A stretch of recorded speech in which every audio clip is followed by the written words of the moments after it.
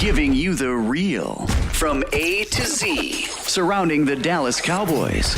News, updates, rumors, transactions, takes, and more. So strap up, Cowboys Nation, and start your day off with A to Z Sports. Live with Will Steele. 3, 2, 1. Here we go.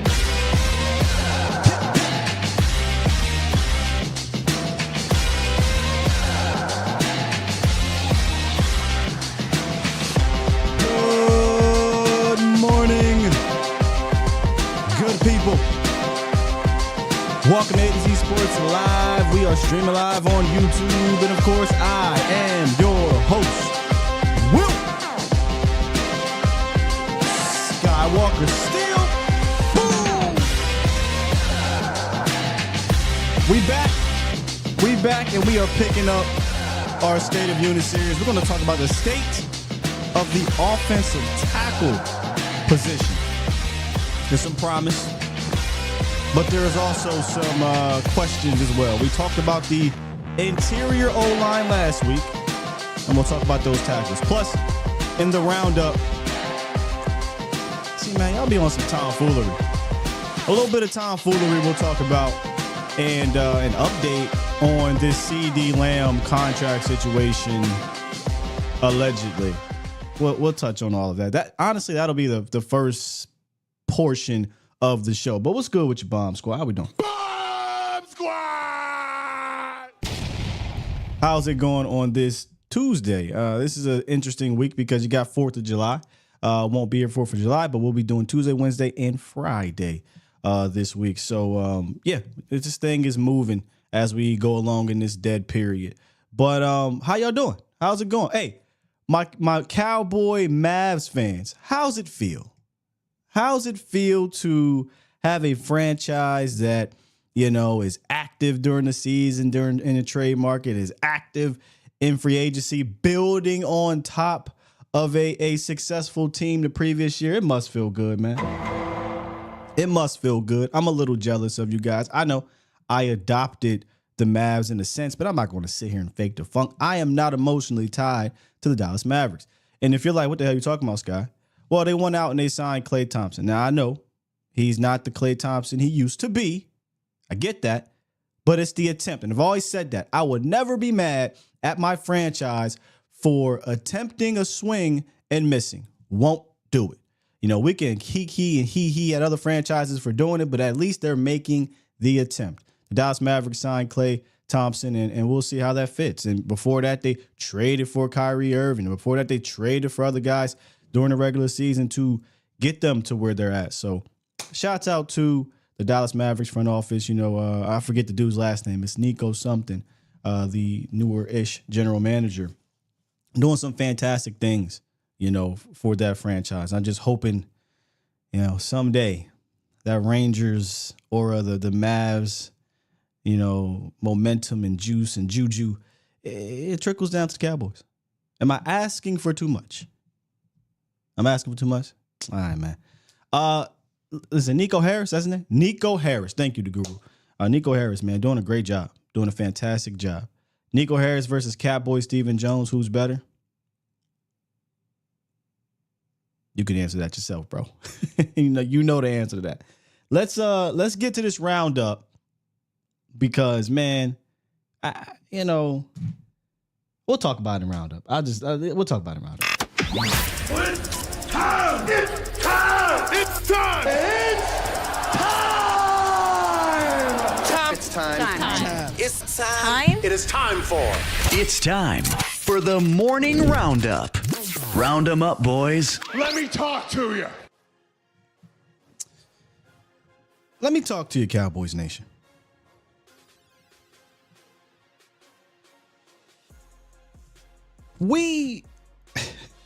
It's crazy. We live in this social media clip-based society now. When it comes to this content thing, when it comes to distributing, digesting, whether it be information, content, whatever you want to call it. And I personally think it's creating lazy fans, I think it's creating microwave reactionary fans, emotions, right? In some cases, straight up brain dead fans. I'm just gonna be honest. I think it's hindering how we digest these things. And it's not just fanatics. Like, I'm not gonna single out those. It's trickled down from big media to local media to new media. And the latest is this Malik Hooker interview that social media done turned into a shitstorm because of a clip. Now it's Micah versus Malik. Malik calls out Micah. Oh, we have a locker room drama. They hate each other in there. It's about a whole bunch of tomfoolery. Whole damn time. The actual clip, the full segment, was much ado about nothing. The real meat of the clip, purposefully left out to manipulate y'all, which it worked, by the way, was left out. Malik called out Micah. No, he didn't. Malik didn't call out Micah. Malik has no issues with Micah in his podcast, contrary to popular belief because of a clip. Not my words. Not my words, his words. Like I said, it don't bother me, my guy. I honestly, like I said, I'm one of those guys, man. I focus on my play. You know, if I feel like it's affecting my play and our play as a defense or as a team, then I'll have something to say. But I really don't pay that much attention to it. I don't know, honestly. And like I said, it don't bother me, my guy. We ain't got to run it back. We ain't got to run it back, Malik. Enough's enough. And I show that because that part is purposely left out. The part that everybody is circulating and talking about is Malik essentially saying, as long as it doesn't do this, in a roundabout way, he's basically saying, as long as it doesn't affect work, and here's some advice. Where he goes on to say, I don't think it is. I'm not saying this is what's happening. And it does not bother me. But that's not TMZ enough. That's not going to get the clicks. That's not going to get the react to, clicks and views and things like that. I blame social media and these fans and whatnot. Because y'all turned something that was nothing into something to the point where Malik like, hey, man, that's my young boy. He know exactly what I'm talking about. And y'all falling for the bait. I think Malik fell for the bait as well, by the way. Keyshawn Johnson, multiple times, not just once, a handful of times, gave and fed Malik Hooker cheese, and he didn't see it because, Malik is not in front of cameras like that. One of the times, and this is crazy to me because I don't recall this happening often. Hey, Malik, who you think should get paid first? What? What? Keyshawn, you a former player. You asking a player who should get about the bag? Who should get their bag first? Fell for the cheese.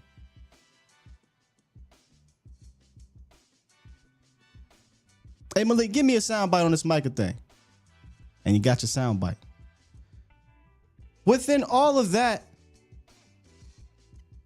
y'all took and ran with this thing. See, this is why I need to trade Micah. This is crazy, by the way. In reality, that is not what Malik was saying. And you missed the real meat and potatoes of the damn interview. Him speaking on what really matters on the field. Dan Quinn, Mike Zimmer. We're hearing common things from multiple players on the defense side of the ball between the differences of Dan Quinn and Mike Zimmer. And this isn't a fan theory because there's some fans out there that you talk about the differences here. Now you're piling on Mike Zimmer or Dan Quinn. I'm not piling on Dan Quinn. These are just things that the players are seeing early on, the differences. Here's Malik Hooker on that. I said him and DQ are different. He's more like, he going to give you a couple chances to mess up, but if you keep messing up, you can't get it right. I'm going to get somebody else in there. To whereas DQ was more player-oriented to if something couldn't get done right or we kept messing up on something, he would just try to, I guess, level it down to make it easier for everybody to be able to still go out there and do what they was going to do, but it just wouldn't be what he was asking for in that moment. You know what I'm saying? So I think that's the difference for him. And I feel like even these past couple of weeks of having this new system and going out there OTAs and doing everything we've been doing, like you can tell the difference of, I would say, disciplined that we're going to be this year.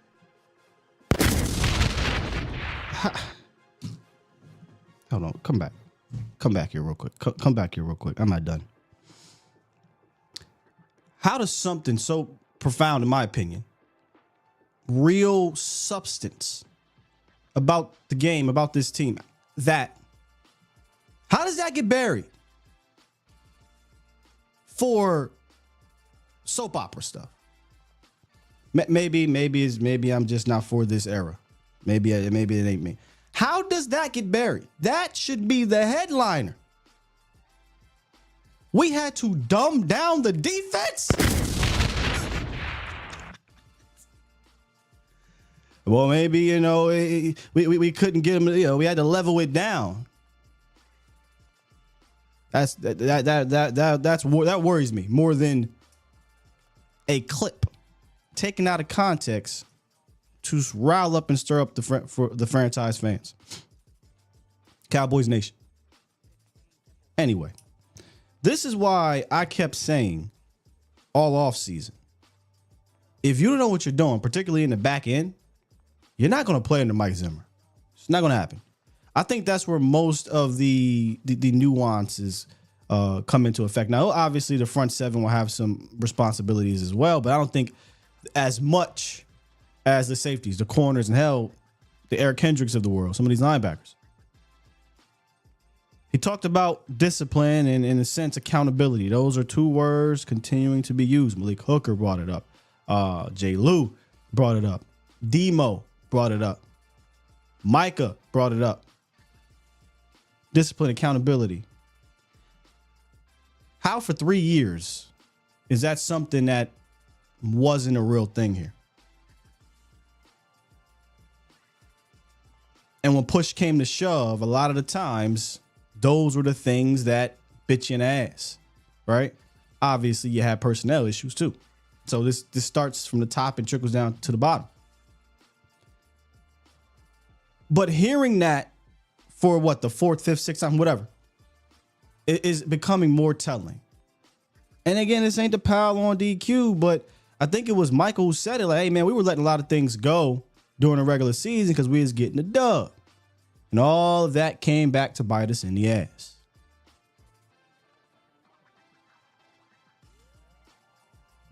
I'm just looking forward to seeing how these guys adhere to this Zimmer, because that aspect of Mike Zimmer could make this defense maybe not better statistically, but better when it needs to be better. Did you hear what I said, as my guy Vosh would say?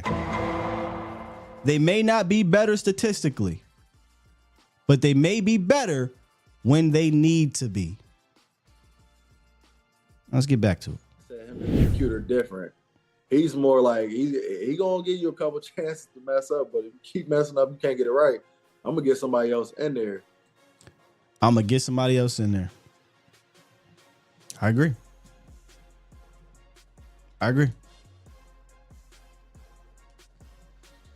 Moving on. More tomfoolery in a sense. So Calvin Watkins, his latest article, he details all these one-year deals. McCarthy, Dak, CeeDee Lamb.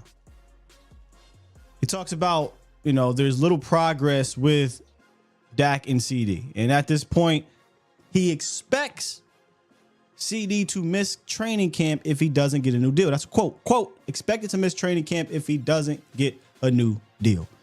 That part I actually can believe. Last year, Zach Martin missed camp, and this is nothing new.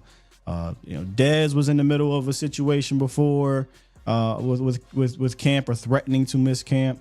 Obviously, Ezekiel Elliott, the famous, going to Cabo situation.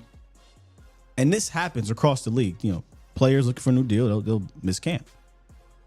But then there's this other report, or reporter, on Twitter, a Twitter reporter, who's saying that he will request a trade if he doesn't get his deal in camp.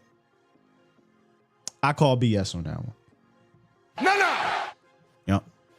I don't care how popular the guy is. Oh, hey, man, this guy don't miss. Look, I call BS on the actual report, and I call BS on him actually looking to be traded. If anything, if this quote unquote report is true, if anything, to me, it's his camp fighting fire with fire, right? Float something like this out there to play the negotiation game. But in no way, shape, or form do I expect CeeDee Lamb in his camp to flat out want to be traded or be traded in general. Because the Cowboys, 9.9999999 times out of 10, cave in these situations. So I don't care how popular this guy is. CeeDee Lamb requesting a trade, I don't buy it. I think this is all negotiation tactics if his camp's floating it out there.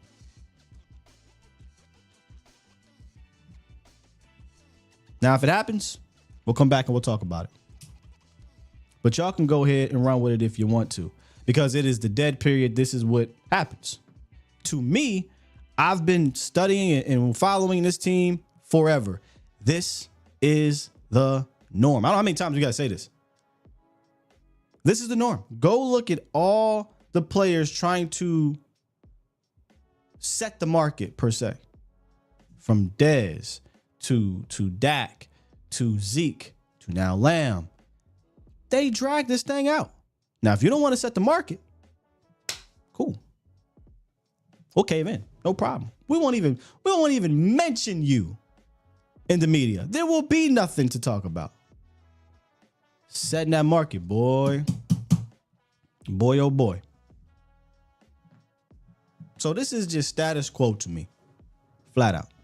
So there you have it. All the tomfoolery over the last number of days around Cowboys Nation. Don't bite the cheese. Don't be gullible.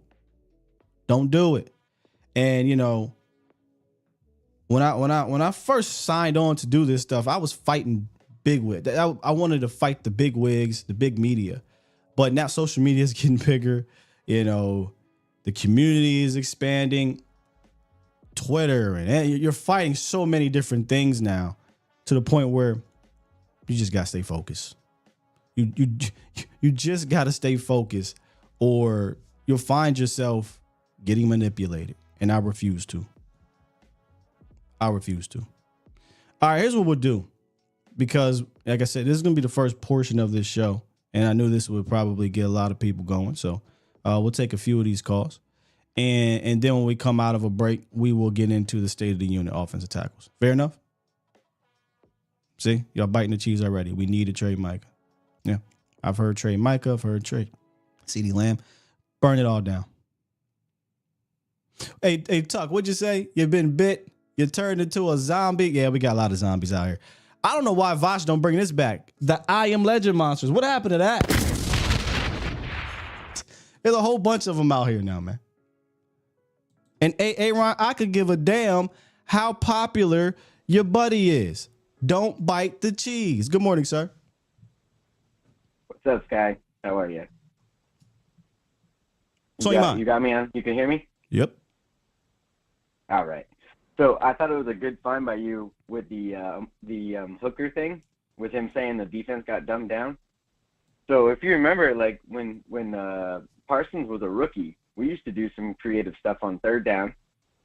And then the next year, in 2022, we were actually like playing cover two. And a lot of times it was disguised cover two for as long, like a lot more than we ever have. And then the third year, we just stopped doing that altogether. So he obviously did dumb down the defense instead of maybe pulling people off the field that couldn't do it. So, I mean, yeah. I don't think it was Hooker. Because I remember when we stopped playing cover two a bunch in 2022, it was after Hooker got that hamstring injury, if you remember. I think it was well, I don't think Hooker would come out and say that if it was him who didn't know what he was doing. You know what I'm saying? Right. I don't think he'd do that. Exactly. Yeah. So, I mean, everybody's been talking about Wanye and Donovan Wilson. I think Hooker is going to be the star of the defense, honestly, in his new system. So.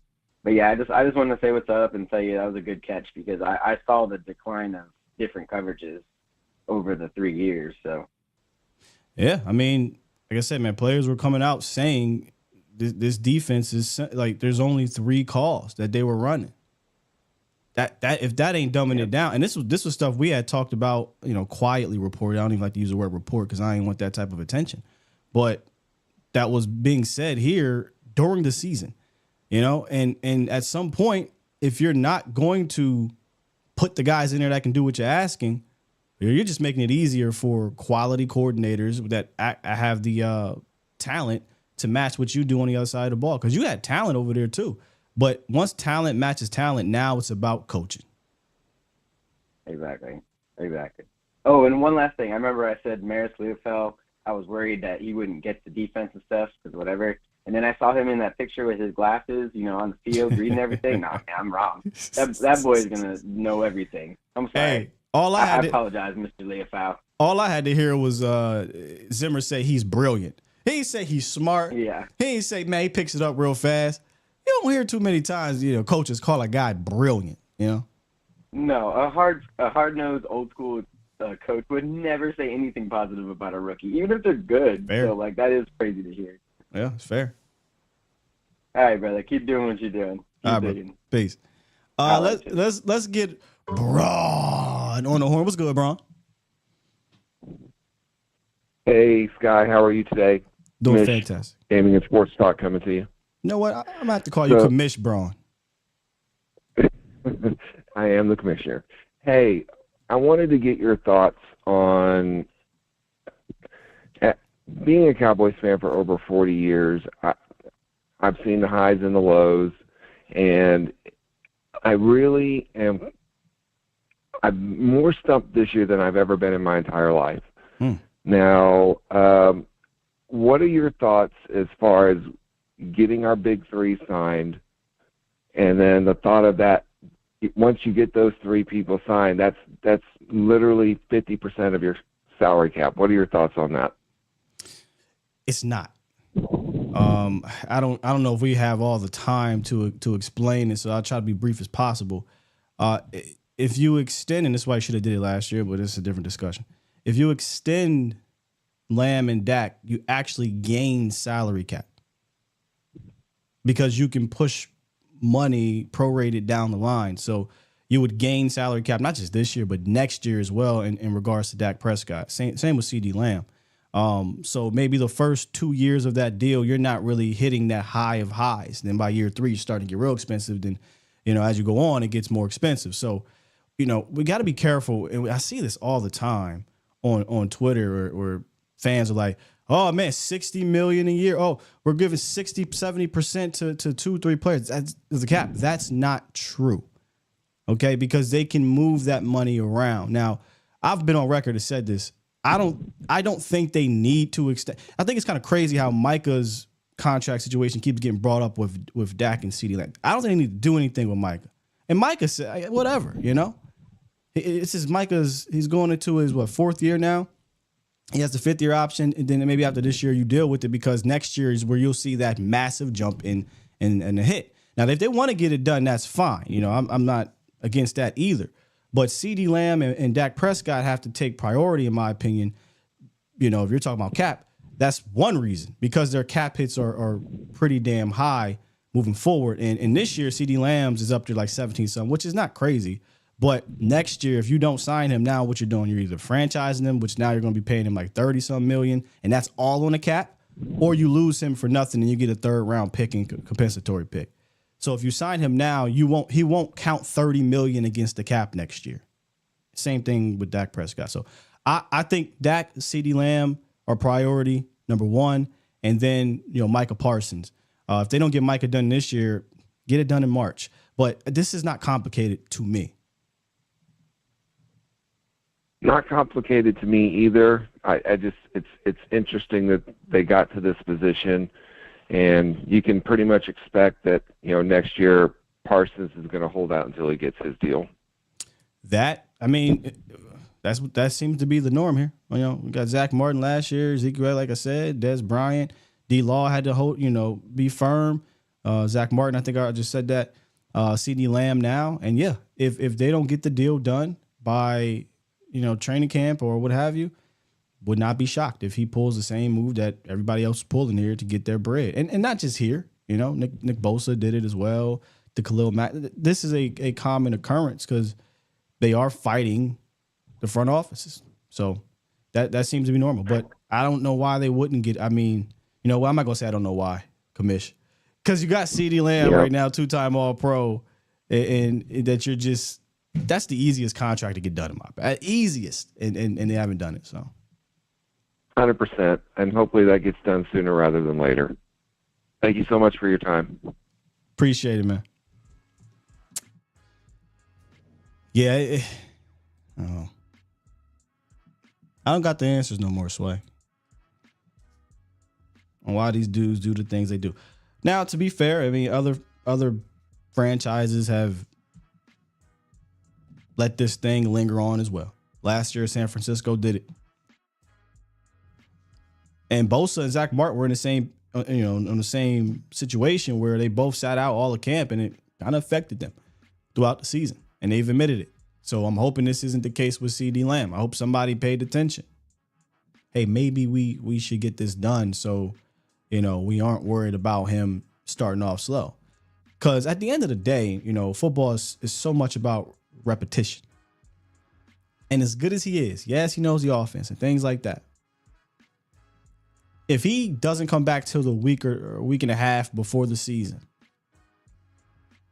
I would think that's going to affect how fast of a start him and Dak Prescott get off to together. I'll leave my homer hat at home. Because you have to redevelop, maybe not the whole chemistry, but these little tiny little things in camp, right? In the offseason, working together. Now, Dak and them maybe working together in the backyard. Maybe it doesn't matter. But being out there with the offensive line, being out there with the other wide receivers, with the running backs, with the coaches in your ear, all that stuff is going to matter. Just ask Zach Martin, future Hall of Famer. So, I hope they look at what happened with Zach, Nick, and say, let's get this thing done. The easiest contract to do. Minnesota helped you out by getting JJ done. You have a foundation to work with.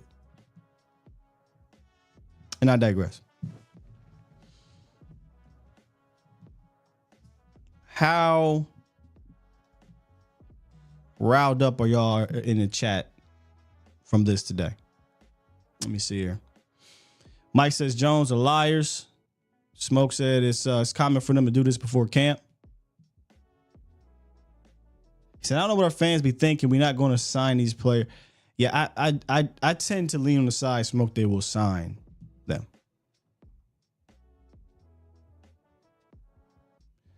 Toxic. If you have an owner who doesn't want to spend money, then your cap becomes much more rigid compared to a franchise that has an owner who spends money. It's like every sport.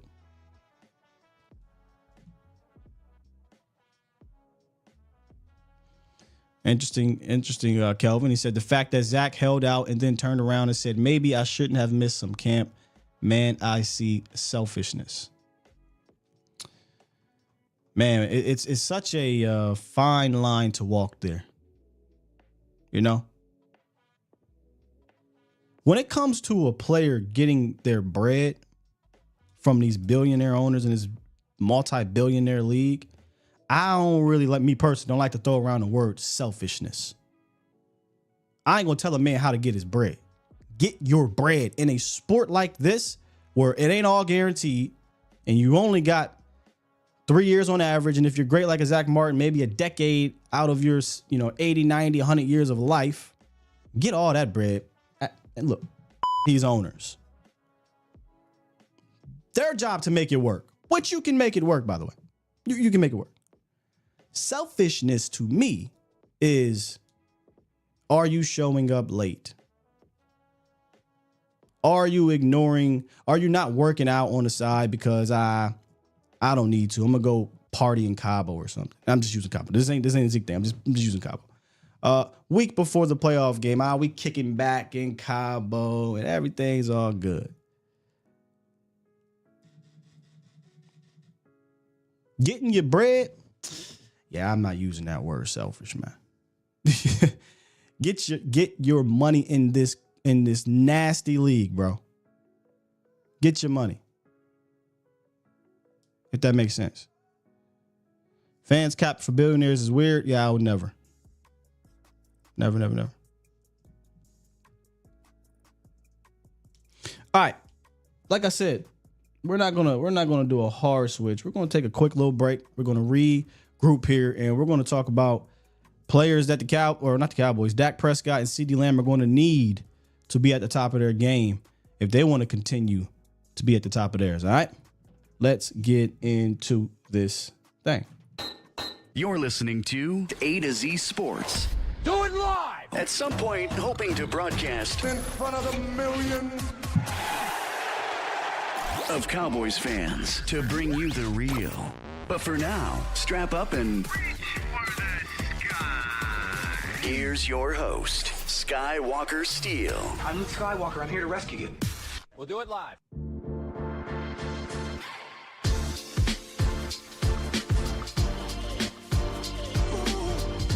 Let's get down to the nitty gritty.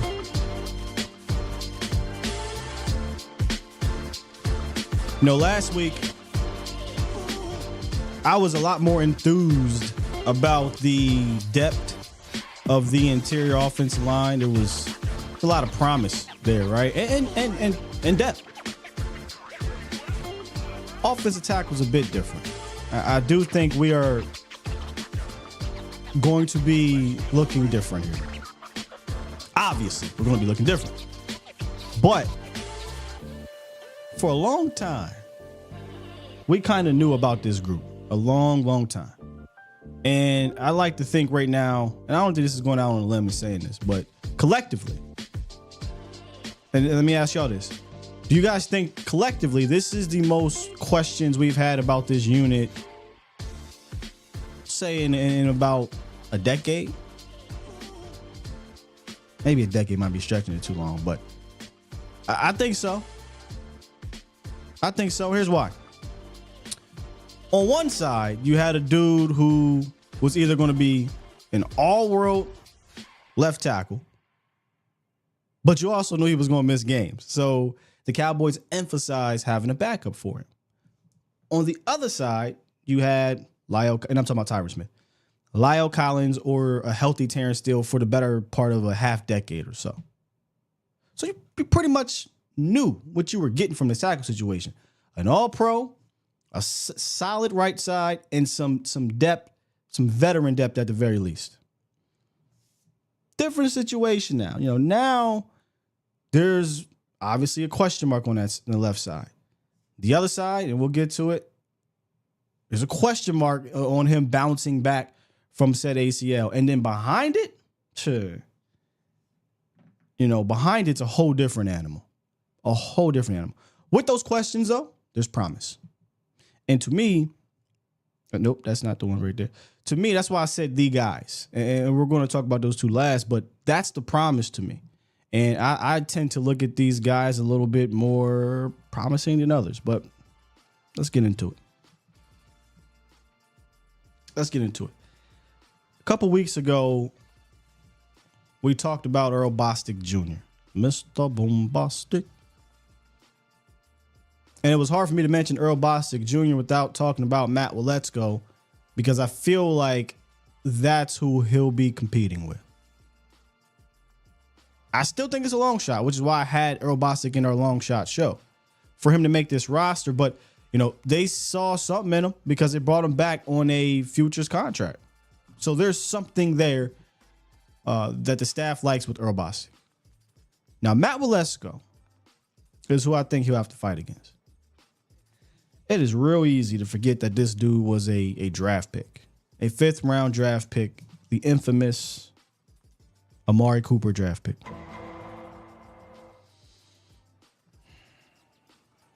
I didn't mean to trigger you off that did, because that kind of triggered me a little bit, but that is the Cooper pick.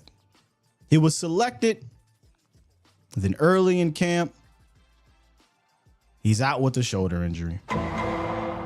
A shoulder injury that the team previously knew of. He said, we're not going to get surgery on it. I'm going to just pop that thing back in and let's roll.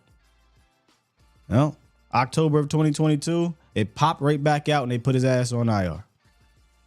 Okay, second season, gets the surgery. Let's see what happens here. Pop right back out IR. I'm about done with this situation here. Then in a surprising move, he gets called up in December, y'all. He got called up late December, and he played about 7 snaps against the Washington Football People to end the year. And that's the only sight of Matt Wesco that we've seen since he's been drafted here, really. Besides preseason, right? There's a preseason, but the regular season. Just in case there are some fans still out there, I don't trust Matt Wesco. I don't think the Cowboys should trust Matt Wesco. The question I have to you guys, do you trust Matt Wesco? But what about his place, guy? I don't think much has changed in the sense that this is a wiry 6'8" player who moves well. He's always moved well. The strength situation is always called into question. You would hope he got stronger, though, having 2 years to do nothing but lift weights. I have no idea if he's working with the guru in Duke Manyweather. Maybe he should. But he's a 5th-round pick, and we know the Cowboys covet their draft picks. And honestly, they don't have a choice but to get to camp and hope that Matt Wesco hits, because there's not a lot behind there, right? So, like I said, the question, do you trust Matt Wesco? I didn't expect anybody to say yes. Don't know why I even asked, but I had to. Trust him with what? Okay, that's fair. Trust Matt Wesco to A, improve, number one, right? Because I don't care if you're durable. If you don't improve, I don't want you. So A, improve, and B, trust him to be durable enough to be your swing tackle. I'm not putting my eggs in that basket. We'll keep you on the roster. We don't got a lot of guys. So you can compete. Compete with Chuma, compete with Earl, compete. Maybe Awesome. We talked about Awesome last week. If you missed it, we included Awesome in the guard situation. I could have included him in tackle. He's been back and forth. Regardless, Awesome Richards is another guy, who's going to have to show something too. But Earl Bostic and Matt Wesco, I feel like we'll be competing. Matt's the 5th-round pick. He probably has a leg up. But back-to-back IR seasons. He came in, by the way. They knew about the shoulder injury coming in to the league. Just don't feel like this is a guy that I'm willing to roll out there as a swing. Just me. This would be 22, 23, 24. This would be Matt Wesco's 3rd season. Somebody in Common Sense Lab said it's a year 4. It's year 3. Year 3. Toxic, don't even trust him carrying his luggage, Lord.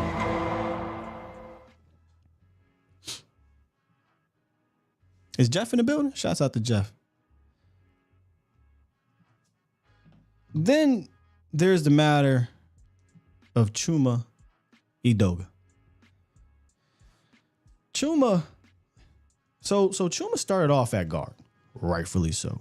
The first 2 games, remember, Tyler Smith was out. Chuma was at left guard. Did he look better at left guard than tackle? Yes. Still does not mean I thought he was that good. But he looked better at left guard than he did at tackle. Because, boy, when they asked him to start at left tackle, he played 3 games where he had to start. In those 3 games, he gave up 10 pressures, 3 sacks, and probably like 5 boneheaded plays. 5, I don't know what I'm doing out there plays. 5. What you just said is one of the most insanely idiotic things I have ever heard. At no point in your rambling, incoherent response were you even close to anything that could be considered a rational thought. Everyone in this room is now dumber for having listened to it. I award you no points. 0. And may God have mercy on your soul. There was so many times during the season, I'm like, and we just keep running him out there. And that says more to me about the Awesomes and the Waletzkos and the Bostics and the Balls. And that says more to me about them because bruh, how much more of this do you want to see? Now, he fought for his life. There was serviceable moments, right? The offense had its drives and its games where it didn't matter. But Chuma Edoga is a guard that was masquerading as a left tackle at that, by the way. He gonna put him at tackle, put his ass at right tackle. As a left tackle, that is front office malpractice. You knew you had an injury-prone left tackle, and you signed a guard to play it. That's on them. But I'll cut right to it. When it comes to Chuma, don't like him here at tackle. I am praying like hell somebody beats him out in case there's an injury. And maybe the Cowboys aren't, well, you could argue Chuma's a guy, but maybe the Cowboys aren't putting emphasis on, the swing tackle because there's no more Tyron Smith. Tyron Smith, when he was here, you knew he was missing a minimum of 6, 7, 8 games towards the end of his career. It just was going to happen. So you needed a Ty and Secchi, the Irving brothers, right? Jason Peters, right? These are the guys the Cowboys had. Jason Peters, granted on the tail end, Ty and Secchi, and he's all dudes that played significant snaps, were starters in the league, dependable left tackles. Granted, may not have been a good anymore, but they took that precaution going into the season. The Cowboys aren't really taking that precaution. We synced it with Chuma Edoga, right? They got the tape to say this guy is not a left tackle to me, but he is the swing tackle now. Because guess what? You're not going to roll Matt Wesco out there. You're not going to roll Earl Bostic Jr. out there. Are they going to roll Chuma out there to be the starter? As I'm talking about this, I'm looking at Chuma as the swing right now. But at this current moment, Chuma Edoga and Brock Hoffman are rolling with the ones because of the rookies. But let me just say this. July 31st, August 10th, August 28th, September 1st. If Chuma Edoga is still left tackle, I got more questions about our guy than I was hoping to have. And we'll talk about that a little bit later. So Chuma Edoga, ladies and gentlemen, brought him back on 1-year deal. I feel like they trust him more than Matt, Earl, Awesome. And I said this to you guys before, because if they trusted any of those guys more, I don't think Chuma Edoga's here. Now, 1-year vet minimum deal doesn't mean Chuma even makes his team. Hey, maybe these other guys step up and they push him off the ledge, but I find that hard to believe that they'll just completely push him off the ledge because he offers flexibility. They love their flexibility, right?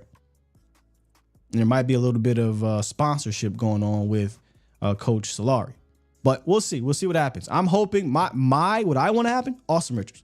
I want Austin Richards to stick at tackle, step up, and be that serviceable swing tackle for you that can, has potential to grow into more if need be. That's what I want to happen. And Chuma just goes along his way to be somewhere else.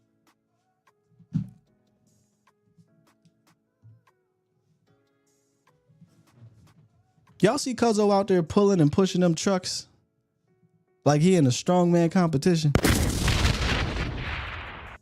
Jonathan Ogden season load. Let's go, baby.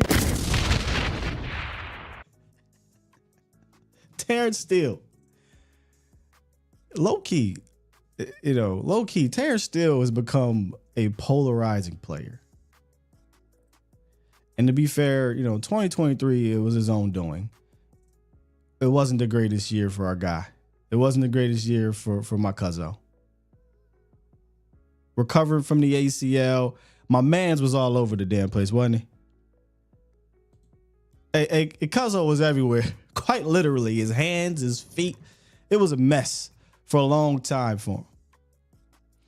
And, I think it wasn't just the physical aspect and the mental aspect of recovering from the ACL, but a technical one. And all these things, came together to break, in my opinion, a very promising young player early. And if y'all remember a while ago, maybe February, we started to break down, finally got the guts to watch each and every player individually for the Packer game. And what made me go back on Terence and say, wait a minute, he looks different here. Let me go back and look at a couple games early in the season. And we took a look at specifically the Eagles game and the 49ers game. And Terence Steele is right here, ladies and gentlemen, on the right side, obviously our right tackle. And we'll let this play a little bit. And as you can see, things was just very sloppy for Cuzzo. I mean, first of all, look at that base, number one. Look at the base. Number two, the hands miss. He's all off kiltered, and you're giving up pressures. We talked about that aspect of his game where his feet just weren't good. He was very leany, very sloppy, with his hands. Again here, this time against was DeForest Buckner. I mean, you go from your feet being extremely wide to your feet being extremely tight, and at the same damn time, you're missing with said hands, and it was just a mess for Terence in this game. Later. A nice throw there. And then the infamous Eagles game, where the worst game of his career. This was very, it wasn't quite Chaz Green, but if they played an extra quarter of football, it would have looked Chaz Greenish.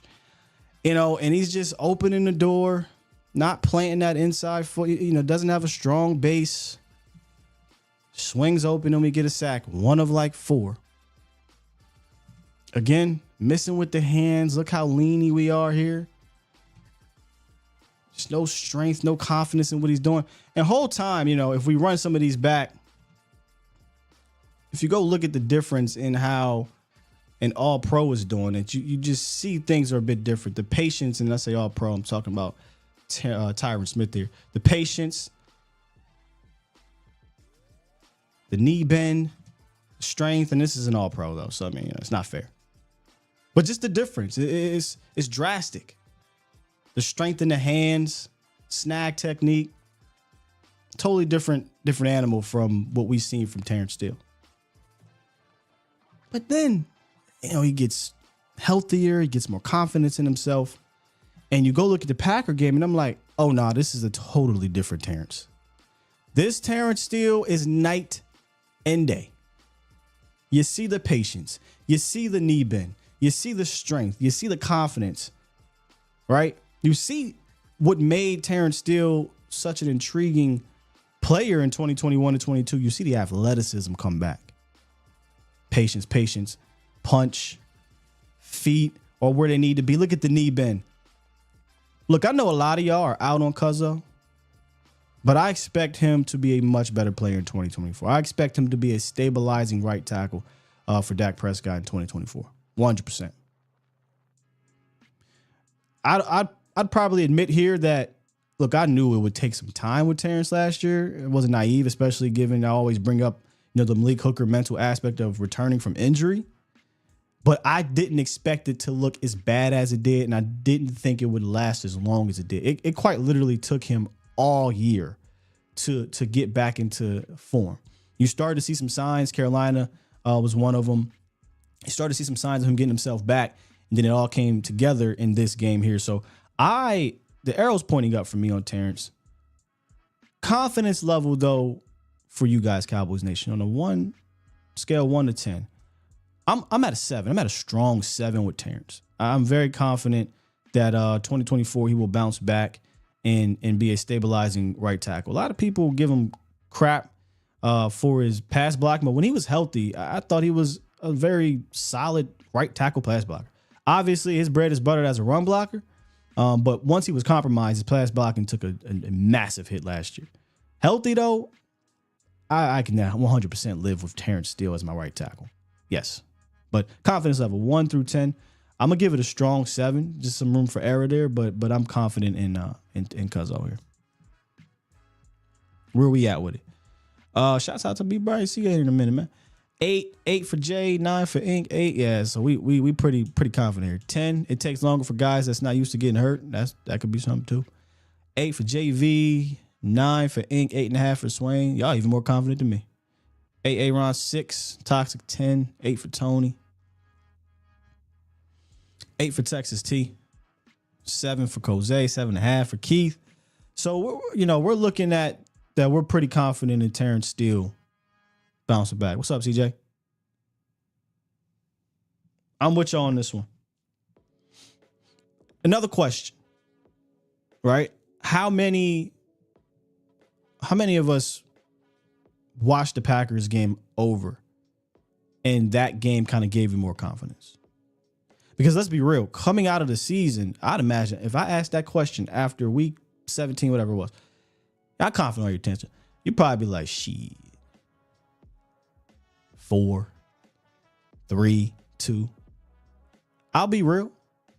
The Packers game really gave me a hell of a lot more. This is a playoff game, right? This ain't a week 15 game. It's a playoff game. A hell of a lot more confidence than it may have. If he looked bad in that game, I wouldn't be coming back here saying this. He looked healthy in that game. He looked right in that game.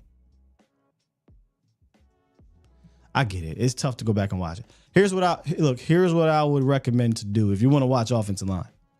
Don't even look at everything else.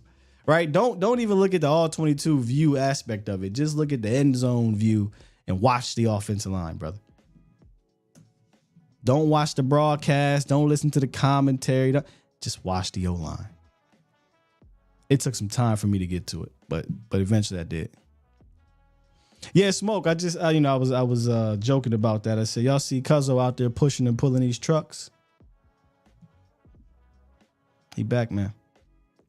Still went up against Rashawn Gary, and I watched every single last snap, and Rashawn Gary really didn't win any. He was credited for a pressure. You could argue he might have won that one. I think it was more of a push per se. And Rashawn Gary is one of the better pass rushers in the league, younger pass rushers. Is he young? I think he's about 26 or something like that, 27. So that's what he went up against, Rashawn. And he played very well against. I mean, hell, you can see some of the snaps here against Rashawn Gary. Oh, and the other dude, Preston Smith.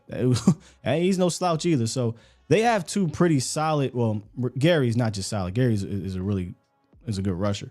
I think Preston's solid. And he handled those dudes without a problem. In fact, Preston Smith gave Terence Smith more of a problem. I'm not saying that out loud, though. You know what? Matter of fact, he ain't on this team no more. Preston Smith gave Terence Smith an issue. Yeah. Terence looked better than Tyron in that game. Terence looked better than Zach Martin in that game.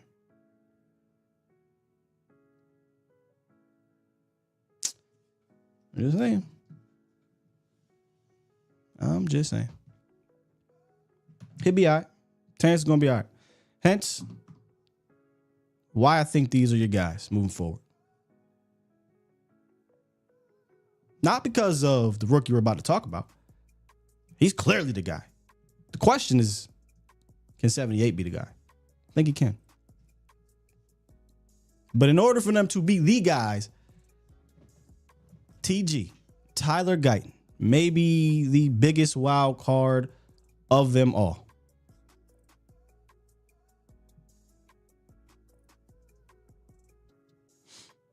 First round pick. I don't think it was controversial. You needed a tackle, right? But it was a lot of okay, here we go. They take the raw prospect. Tons of potential, untapped potential, but the raw prospect. But if this O-line is going to take a step forward, because there's questions of if it even will take a step forward. I think in the run game it has potential. If it's going to take a step forward, the raw but talented left tackle and Tyler Guyton is going to have to figure this thing out at some point during the regular season. Look, I'm not naive here. It may take some time. It may even take more time than this year. Hence why when I look at him and look at BB, I'm thinking about 2025. But damn it, we in 2024, and my money is on Tyler Guyton being a starter, because boy, if he is not. And if he's a starter, we're going to need that potential to be sped up a little bit. I'm not asking him to be Tyron Smith. I'm not. I'm just asking for some of the skills that we know that he has to be on display a little sooner rather than later. And when you break down a player, maybe his best skill set is his athleticism, his movement. The way that he can snap to the second level. He can get to his landmark. I think about as good as anybody in the draft class. I think what separated him was not that in the sense of a negatively. It wasn't that he couldn't move and he couldn't get to where he needed to be. He couldn't get out on pulls into the second level. What separated him was that he was extremely raw and very vulnerable and not good with his hands. Left him low a lot, leaves his chest open, shoulder gets vulnerable. He can be driven back because of it, not because he's not big. He's 6'8", 320. But leverage plays a factor in this sense, right? I also talked about his play strength and his ability to sustain blocks and thump when he needs to. I'm big on these guys getting to the second level and boom, we're getting movement. That to me isn't Tyler's game just yet, right? But these things, hands, technique, that's coachable. That is coachable. And he working with Big Duke. So can the wizard that is Big Duke speed up that process? I saw Tyler Smith come in here with hand issues. All right. And very, very quickly, I'm talking about, what was it, y'all? Rookie minicamp. We had Dave Hellman on here, and Dave came on and said, let me just say this real quick. Based off what I saw from this kid in college and what I see from him just a month later, the hands thing, extremely improved. And you go on and you watch him in his rookie year, left tackle, left guard. You saw sometimes he got in trouble with it, but majority of the time you saw the progress with his hands, right? And I think Tyler Guyton, who, when you listen to him, extremely hard worker, wants to be the first and last out. He should give you confidence in his future just listening to him, right? At the very least, we haven't seen him play yet out there, but if you could take something away from him right now, so we haven't seen him, it's the fact that I have confidence that he's going to do however it takes to reach where he wants to be. He's going to work hard. He's going to do the right things. He's going to listen. He's going to be coachable, et cetera, et cetera. I have all the confidence in the world that this kid would do that.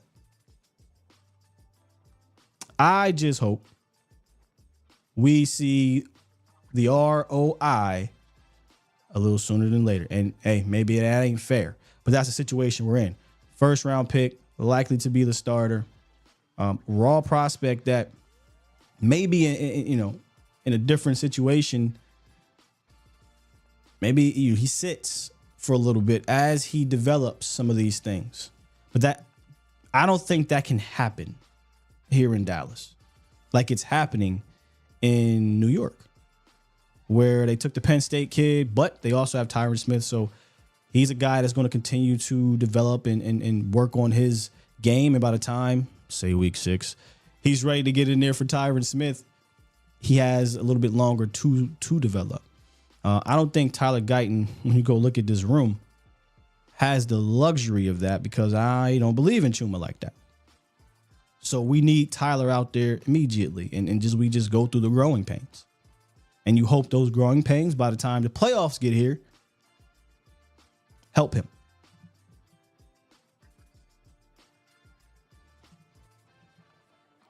Now, since I'm on that topic,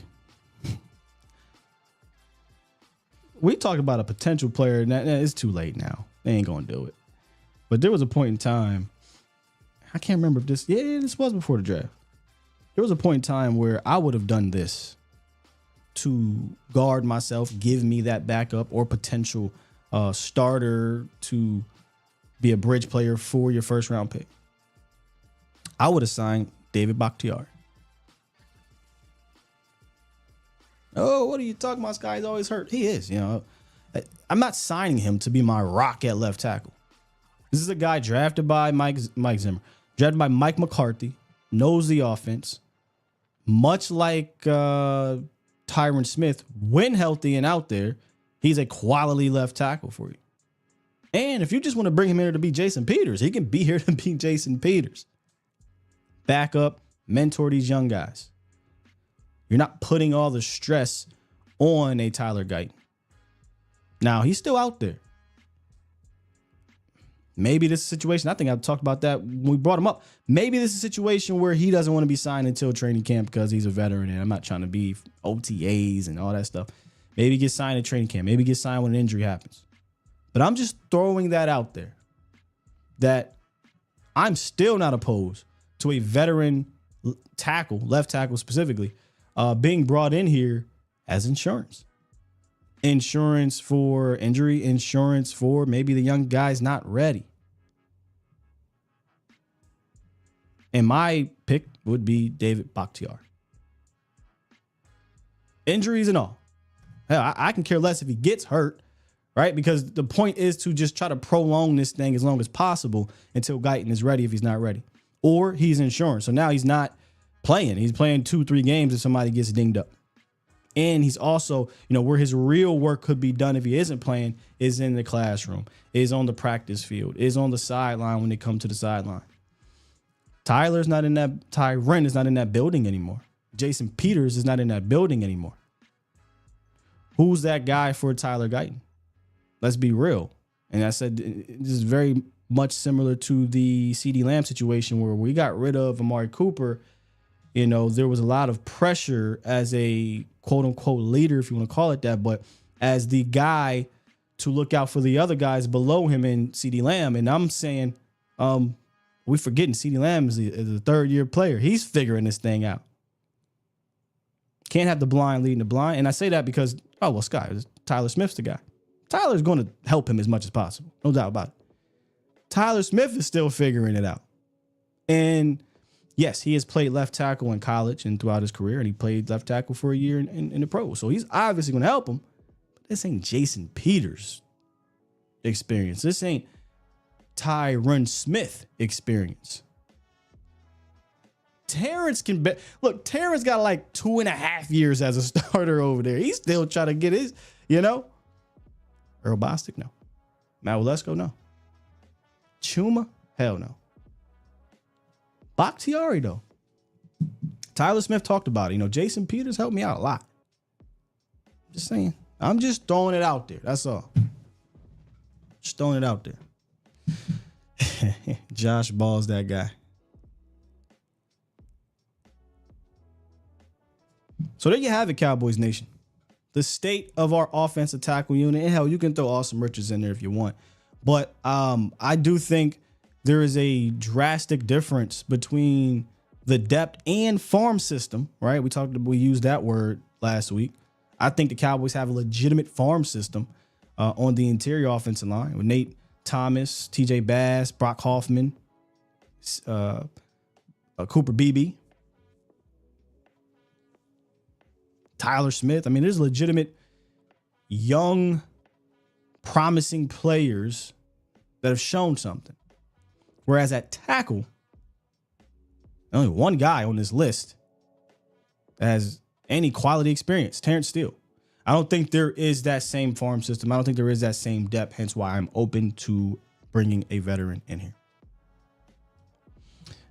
Yeah, I agree. And you said there's always an injury that will cause a major shift, and I feel like you got to kind of guard against that. I do wonder, though, right? Like, is this a situation where because you don't have Tyron on this roster no more, they don't feel the need to bring in a guy? Because they're not going to move Tyler, right? Tyler's probably entering that Zach Martin situation where we only doing this, break glass in case of emergency. Talking, who was it?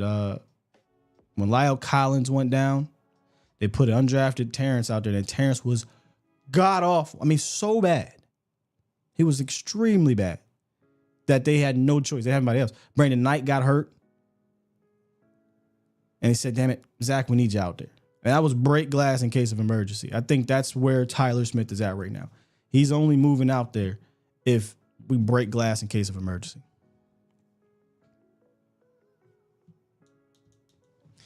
Hey, man. Hey, look, Chuma I ain't a fan. But Chaz, he ain't Chaz Green. But that one game,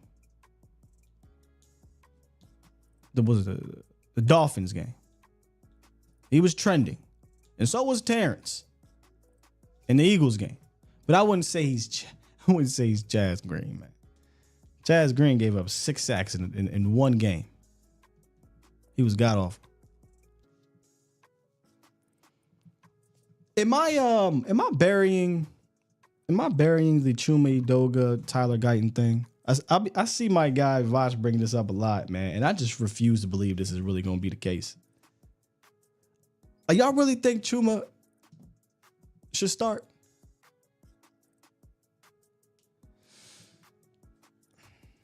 I know a lot of us weren't extremely, and look, I wasn't high on Tyler Guyton for 2024. 2025, beyond different story. But I ain't that down. I'm not down on him, but I'm not at a point where I'm willing to roll Chuma. I'm not willing to roll Chuma out there, bro. I much rather just deal with Tyler Guyton's growing pains. Because let me say this. If you was willing to deal with Tyler Smith and his growing pains, I'm gonna say this, I'm gonna whisper this because I don't like to reminisce this. Tyler Smith got your franchise quarterback hurt.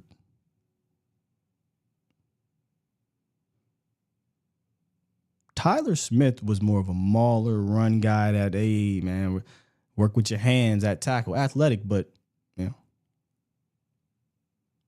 Tyler Guyton is a better pass blocker than run blocker. And, yes, he has some hand things he's got to get together, but if I had to say, well, what do you trust him more to do? I trust him to go out there and pass block his ass off against a lot of regular-ass dudes. Now, he go out there in the Bosas of the world and, you know, some of these top tier guys, it's going to be some struggles here and there. But Tyler Smith got your quarterback hurt. And you was willing to roll that out there. I don't see what the problem is rolling Tyler Guyton out there and just living with it. Because Chuma, I'm good. I know one thing Tyler ain't going to do. Bradley Chubb. Nobody. Said, Hut, I'm going this way.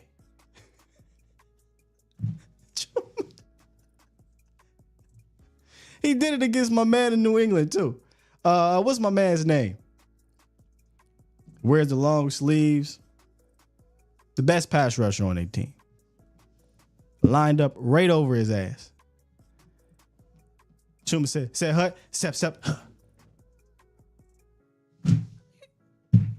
You can't keep doing that, bro.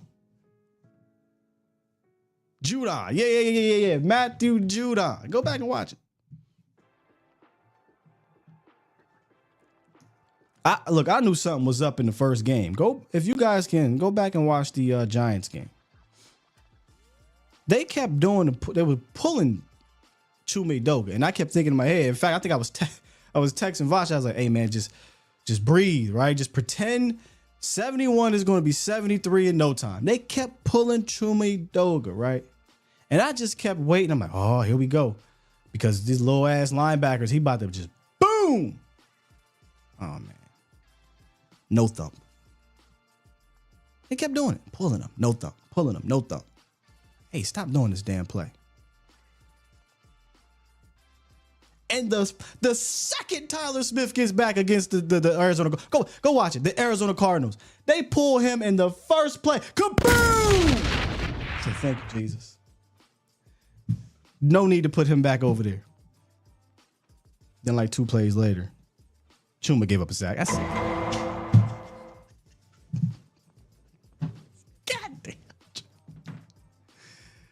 oh, man, Chuma. I know he's a bit of a punching bag, but just all I ask Chuma Edoga is make it a competitive fight for all these dudes. That's all I ask. Make Tyler earn it.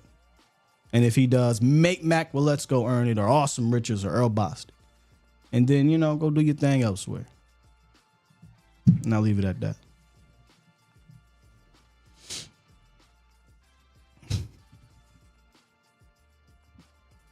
Trill think Chuma a camp trade target? I wonder how often that happens. I mean, I don't think he's particularly that good. I mean, he does have a very favorable contract, 1-year contract, but I'd much rather sign Bakhtiari than give up assets for Chuma, What type of mistakes am I tolerating from Guyton? D-Shift ask. That's an interesting question. Well, I don't want to see my quarterback get hurt.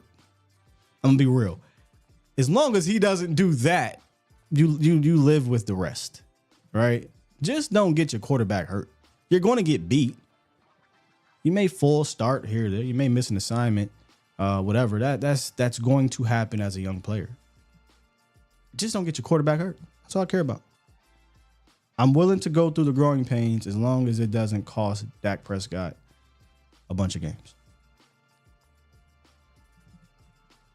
It's a good question, though. If Guyton and Chuma both struggle, is Tyler Breakglass? Boy, it would have to. Hey, the guru, it would have to look early season 2020 Terence Steele, and I just don't see that in Tyler Guyton. I don't see that. But hypothetically, that's your question, right? You hypothetically speaking, if they both look bad, do you bump them out there? I think there's a what? Oh man, that's a lot. What's in the middle? Is the offense still rolling, and Dak is just Daking, just helping the left tackle situation, running around and doing what he got to do? That's. Oof. But if we 1-3, like I think the Cowboys were 1-2 or something like that, 1-3. When that happened, it was the Seattle game, and then I think the Washington game is where Zach rolled out. You might have to consider a switch if it's literally costing you on offense. Another good question. Super chat. Shouts out to Smoke One for you. Drop 2 and says, Sky, do you see Bass and Hoffman playing a lot? Only if Hoffman starts. Other than that, it'll have to be because of injury. I love Bass and Hoffman as my quality backups. Love it. I can live with Bass being a starter. I think he's a little better than Hoffman. I would have my concerns with Hoffman being a starter, but Bass and Hoffman being my backups will bring me back to having that Connor McGovern as a backup type situation, right? Joe Looney as my backup. It felt good about that. But when they had to start, now granted, Connor wasn't as bad as you think. Then maybe you start asking questions. Let me go refresh this one time. Appreciate the Super Chat Smoke One for you.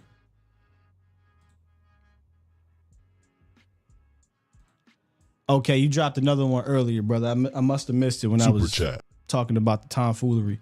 You dropped one earlier and said, Sky, everyone took that clip and ran with it. Yep.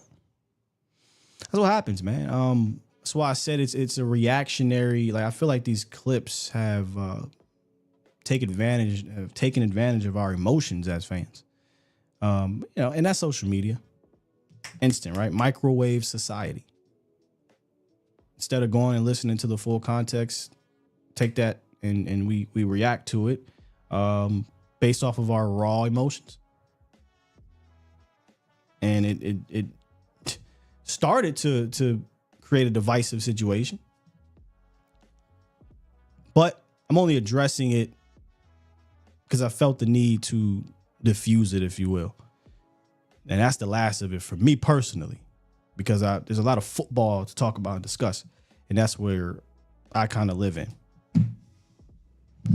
Trill said, Bakhtiari wants to start and get paid as a starter. Oh, then that then changes things. Maybe. The paid part changes things. The paid part. Because if he wants to get paid as a starter, yeah. But if he wants to start, well, if Tyler Guyton ain't ready, then I ain't got no problem. Let's go. But the paid part, because we are dealing with, I don't got the button. We are dealing with, the Cowboys here. They're not paying. They're probably not going to pay him anything more than like $5 million, and that might even be doing too much. Sing the lyrics. What one lyric?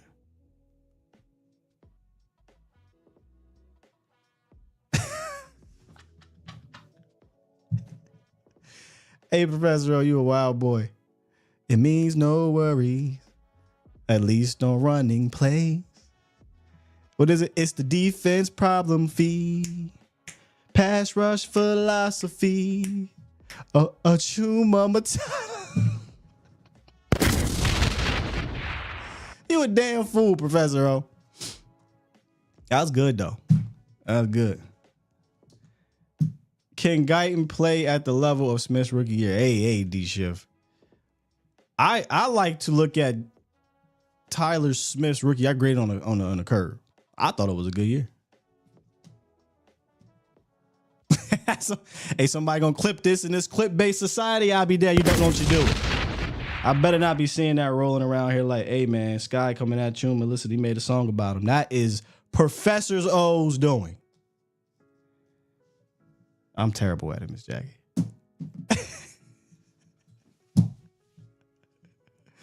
Hey, put every day on here. We all be coming at me. What else y'all got here? Yes, that is true. Take profit. There's been a lot of positive in Hoffman coming from the coaches because he has a sponsor. That worries me just a little bit. Saying he's not laying down, just handing over the center job. Yeah, the coach is not handing over the center job. BB better than this dude, but BB is going to have to show that I can snap, step, fend off with the with the snap hand, get my hand into leverage on the one tech or the three tech at this point. Snap, get to the second level, identify those things. If I were to be fair, I would say obviously Brock Hoffman is ahead of him. Physically, not a chance. So, I sing the Enzo every day, man. Uh-oh. If I'm skipping, jump in, jump out. I think we still live here. Let me go check. We good, but we wrapping it up anyway. We wrapping it up. All right, let me get out of here from skipping because I don't want to start singing it again and we start skipping. Hey, if you enjoyed today's show, please on your way out, skipping or not skipping, hit the like button, especially during this dead period here. Share. I got to start emphasizing that. Only if you like it. That's the other thing I emphasize. I ain't ask you to share nothing you don't like. But share it if you enjoy this. If you think there's some Cowboys fans that would enjoy this as well and that really want to cut through the BS, tell them to come through to get their morning started. Their Cowboy morning started here on the Skywalker Morning Show. All right, I see a number just jumped up in here. Here's what we'll do. I'll take it. Let me lock this. Because I try to be fair. I'll take this call here and see what they talking about then on the way out. 206, what it is, what it do. What's going on, man? What's up with you? This is Marco from Washington State. Marco from all the way in Washington State. It's Cowboy Nation's heart out here. Word? Interesting. I thought Seattle might have been, running things there. All over the West Coast, man. They don't change. All right. Hold it down. Hold it down. It was so what I was wondering the other day when Brian Broaddus was talking to Vach, he was saying that the line coach probably wouldn't want, 2 rookie starters. Yeah. Brian was wondering that, yeah. So if Guyton can't start, do you think they would put Tyler Smith at tackle and they would put BB at the guard if what's his name's going to be at center? No, I don't think so. I think, like I said earlier, I think Tyler Smith is in that Zach Martin territory now where they're not going to move him unless it's break glass in case of emergency. So I think it'll be Chuma. And if Chuma is god-awful, the first couple games and Tyler gets in there and he's god-awful, then maybe you'll see Tyler move out there. But I think they'll just play Chuma. But going back to what you said originally, I think from Brian's standpoint, I don't want to speak for him, but I think he was saying he believes Tyler will be the starter and that the whole not wanting 2 rookies starting is that they don't want the rookie starter to be the center. When and that's him, guessing and saying maybe this is why they're rolling with Brock Hoffman right now and making BB earn it. I'm all cool with making BB earn it, but I do think in the long term it benefits them to just roll these young bucks out there. And this is another thing Brian said. Brian said just put them out there, but he's trying to think like the coaches. And maybe the coaches don't want two rookies out there. And if I had to guess which rookie they don't want out there, it's probably the position where you got to make calls and adjust, and that's the center. Yeah. Well, man, I'm excited for training camp, and I'm excited for the season, man. I'm calling 13-3. You know what I mean? I got a lot of faith in these guys, even in the rookies. I mean, they all have a lot of upside. You know, every single last one of them picks is their ceiling is huge. So I'm excited, man. We're all excited out here in Washington. I appreciate you, Sky, man. You have a good day, and thank you for taking my call. No problem, man. Thank you for the call, Marco, and be excited. Like, I get it, man. A lot of Cowboys Nation is down, and I think I said this on Foots's show in regards to the defense, but this just pertains to the season in general. I love football. It break my heart, but I love the emotions and the passion that comes with watching this team and breaking down this team and talking to them about y'all. I love that. I'm excited for that. Period. Some will say, well, I don't care because I know at the end of the day, they're not going to hoist the Lombardi. And I'm not here to judge you. I get that. But win, lose, or draw, one of the very first things I said when I did my start in 2019, win, lose, or draw, I'm here for it all. Regardless of the result. Because I love this game. I love this team. Not different. I love this game. I love this team. And I'm going to be here. And I'm excited for the season. Always excited for the season. I don't care if they was 0-17. I'd be excited for the season and next year. So be excited. Hey, Texas T, I saw the 33rd team's all NFC East team. To me, that's just to fill the dead period. We have shows like that too. And look, there will be some coming up here where I'll rank the top 10 quarterbacks the Cowboys will play, the top rushing, things like that. But that all NFC East team was a joke, an absolute joke.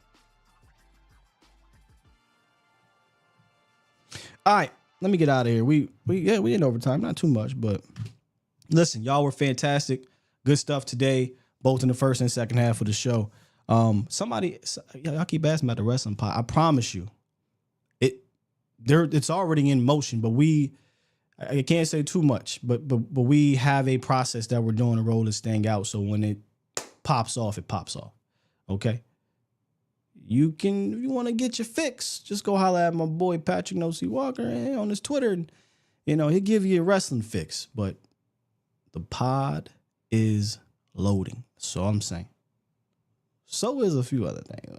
Leave it at that, man. And press this button, get up out of here. Push the goddamn button. Push the goddamn button.